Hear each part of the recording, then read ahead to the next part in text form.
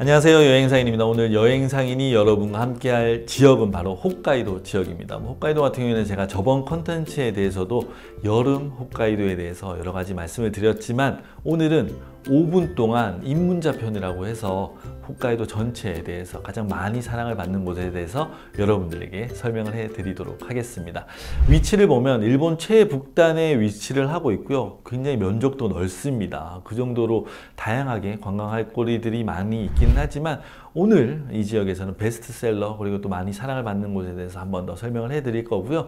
홋카이도 같은 경우에는 여러 가지 관광 포인트들이 있지만 계절적으로 접근을 하는 게 좋을 것 같습니다. 여름에 많이 사랑을 받고 있는데 이 여름에 여행을 가실 때 컨셉은 가장 시원한 일본 여름이 바로 홋카이도에서 가능하다는 부분으로 해서 많이 사람들이 방문을 하고 있고요. 그 외에 요즘에는 또 겨울이 많이 사랑을 받고 있어요. 눈의 왕국이라고 표현을 하면 좋을 것 같은데 거의 홋카이도의 겨울은 눈과 함께 한다라고 여러분들이 기억을 하시면 좋을 것 같습니다. 굉장히 운치가 있고 낭만이 있는 그런 포인트들이 바로 홋카이도에 있다라고 말씀을 드릴 수 있을 것 같네요.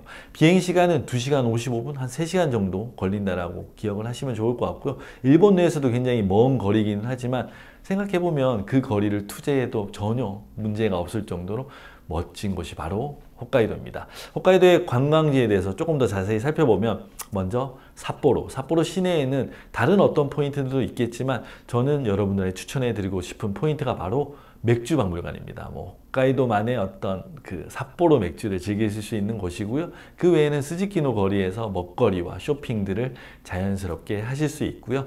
조금 더 위로 올라가게 되면 바로 오타루입니다. 이 오타루 하면 여러분들이 많이 알고 있고 삿포로에서도 굉장히 가깝기 때문에 많은 사람들이 찾고 있어요. 운하, 바로 이 운하를 따라서 걷고 산책을 하는 것도 굉장히 큰 매력이 있고 사카이마치라고 해서 디저트 거리라고도 하고 또 오르골 거리라고도 할 수 있고요.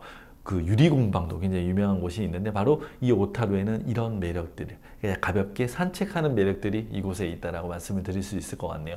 조금 더 이동을 해보면 도야라는 곳이 있습니다. 도야는 온천으로 굉장히 유명합니다. 도야 온천 하면 빼놓을 수 없을 정도로 유명하지만 이 도야호에서 즐기는 도야 호수에서 즐기는 바로 유람선을 또 빼놓을 수 없을 것 같아서 여러분들에게 한 번 더 추천을 해드리고요.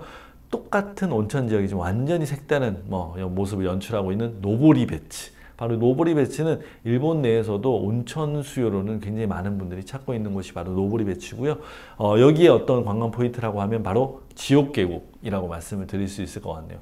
굉장히 좀 스산한 분위기지만 일본의 온천의 매력을 그대로 표현하고 있는 것이 바로 노보리베치가 아닌가 생각을 합니다. 그렇다면 홋카이도 어떻게 여행을 해야 되지? 라고 질문을 하신다고 하면 저는 첫 번째 추천해 드릴 코스는 바로 베스트셀러 코스입니다. 아마 거의 대부분이 홋카이도를 한 번쯤 다녀오셨다고 하면 이 코스는 빼놓지 않고 가셨을 것 같은데 먼저 삿포로 시내 관광을 하시고요. 아까 말씀드렸던 오타루 그리고 오타루에서 다시 도야로 이동을 하셔서 온천 체험 그리고 호수에서의 어떤 유람선 체험까지 하시고요. 그리고 노보리베치에서 또 한 번 온천 체험을 하시면서 마무리를 하는 이렇게 서클을 그리면서 여행을 하는 게 바로 홋카이도의 큰 매력이고 가장 사랑을 받는 코스다라고 여러분들이 기억을 하시면 좋을 것 같네요. 시내의 어떤 번화한 매력과 그리고 오타루에서의 산책 그리고 온천까지 즐기시는 게 홋카이도의 베스트셀러 매력이다라고 말씀을 드릴 수 있을 것 같고요. 또 다른 여행을 어떻게 하지라고 또 질문하신다라고 하면 저는 여름 한정 코스를 즐기라고 말씀드릴 수 있을 것 같습니다. 여름에 특히 사랑을 받기 때문에 후라노 비에이의 어떤 꽃들과 자연 경관을 보시는 게 사랑을 받고 있는데요. 이 경우에는 삿포로 시내 관광 그리고 후라노 비에이를 다녀오시고요. 그리고 오타루와 노보리베치를 보시는 코스로 해서 온천과 시내 관광 그리고 가장 포인트가 되는 바로 후라노 비에이까지 관광을 하시는 게 두 번째 여름으로서 많이 사랑을 받는 코스다라고 말씀드릴 수 있을 것 같습니다. 마지막 추천을 드리는 코스는 바로 야경과 함께하는 코스입니다. 야경하면 홋카이도에서는 하코다테가 굉장히 유명한데요. 하코다테까지 가는 거리가 조금 멀기는 하지만 한 번쯤 가보는 걸 정말 추천을 해드립니다. 코스를 짜게 되면 삿포로 시내는 당연히 보셔야 될 것 같고 그리고 하코다테로 가는 길에 보면 노보리베치 그리고 도야까지 보실 수 있어요. 그렇기 때문에 하코다테의 야경과 홋카이도의 진짜 매력이라고 할 수 있는 노보리 베츠, 도야, 삿포로 시내까지 보실 수 있는 게 바로 이런 포인트라고 말씀을 드릴 수 있을 것 같네요. 오늘 홋카이도는 또 여러 가지 말씀을 드려도 좋겠지만 입문자 편으로 이렇게 정리를 한번 해봤고요.